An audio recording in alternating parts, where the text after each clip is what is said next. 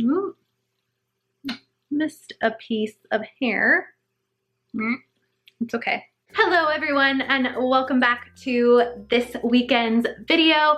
This week I am sharing what I got in my CSA box, and if you don't know what a CSA box is, it's basically like a farm box that you get from a local farm, and instead of having to go to the farmer's market, you pay for a box. You can either get a half share usually or a full share. So I have a half share, I get it every other week, and it's just a box full of whatever they have growing in their garden, in their gardens or on their farm that week. And I used everything that was in it to prep all my fall inspired meals for the week. I love starting with the ingredients first as my inspiration for what I'm going to make for the week. It's so fun because usually if produce is in season, it tastes better, it's at its peak of nutrition. And the other thing that I love about a CSA box and shopping at the farmer's market, shopping locally, is I know that the produce didn't have to travel really long miles. I also know that the farm I buy from is certified organic, so I feel just really, really good about supporting them, and I feel really good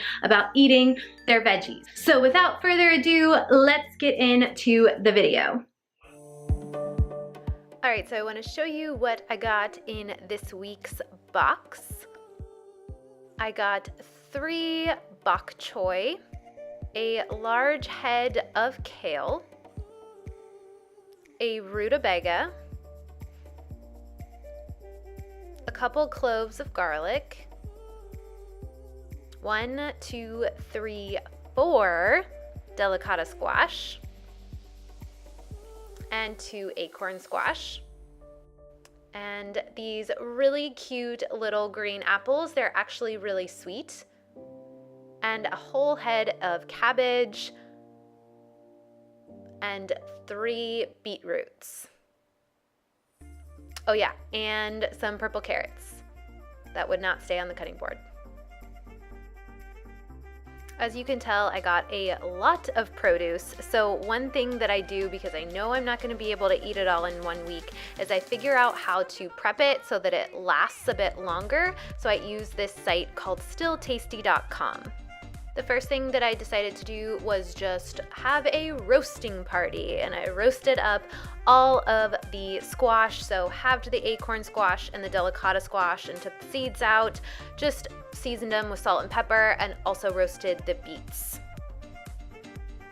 The first recipe that I prepped was this delicata squash kale salad, and these are all the ingredients you'll need to make the tahini lemon dressing. So you're just going to squeeze half of a lemon and then add your tahini. All the correct amounts will be written below. A dash of maple syrup and some garlic powder. I like mine garlicky, but you could definitely leave that out. And some nutritional yeast. And just mix that all together until it forms the consistency you want for a dressing. I added a bit more tahini because I wanted to thicken it up. For the salad, you'll need the roasted delicata squash, some cooked lentils, your dressing, and some finely chopped kale. Now, my secret to making my kale salads taste good is to add the dressing along with some more salt and lemon juice and massage the heck out of it until it is nice and tender. I literally massaged it for a while. And the nice thing is it will hold up in your fridge the entire week and still taste delicious. Then I just chopped up the delicata squash into these little half moon shapes. I thought they were so cute. I also think it's important to have a bit of sweetness in your dressing or in the salad with the kale because it really cuts the bitterness of the kale. The delicata squash is really naturally sweet, and I also added the maple syrup to the dressing to cut the bitterness of the kale, and it makes it much easier and desirable to eat. Once everything was mixed together, I transferred it to this big bowl and then just stored it in smaller containers to take with me for lunch.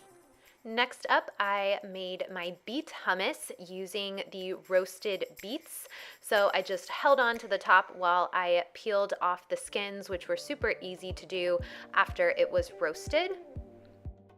Yes, it does make your hands nice and pink. Then to the bowl of a food processor or blender, add your beets, some white beans like chickpeas or cannellini beans, the juice of half a lemon and the zest, some garlic cloves, teaspoon of cumin, half teaspoon of salt, and your tahini, and blend it all up and you get this beautiful beet hummus. It tastes so delicious. I'm not a fan of beets, but I loved this dip. Last but not least, I made my creamy acorn squash pesto later in the week with the roasted acorn squash that we had roasted earlier. I had just put it in the fridge, so I just scooped out the cooked flesh of the squash and added it to my blender. Then I added a garlic clove, also the juice from half a lemon, some nutritional yeast, and 1/3 cup of pumpkin seeds. So this is a very non-traditional pesto. I did add some basil, but the seeds and the nutritional yeast kind of act like the pine nuts and the Parmesan cheese. I also added a splash of water at the end just to help the blender out and blended it up until it was nice and creamy and smooth.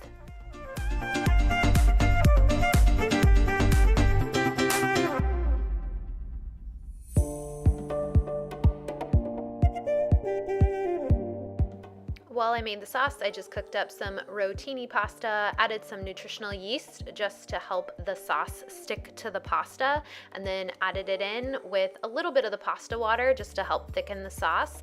I added a bit more nutritional yeast and some red pepper flakes on top in an attempt to make it look prettier, but it ended up not looking the prettiest, but I promise you it tasted amazing, almost like a pesto mac and cheese. It was so good. I really hope you guys enjoyed this weekend's video. If you have requests for what you want to see next or any questions or comments for me, leave them down below. Make sure to like this video if you want to see more meal prep videos or another what I get in my CSA box kind of video. And subscribe if you're new to my channel, and I will see you next weekend for another video. Bye!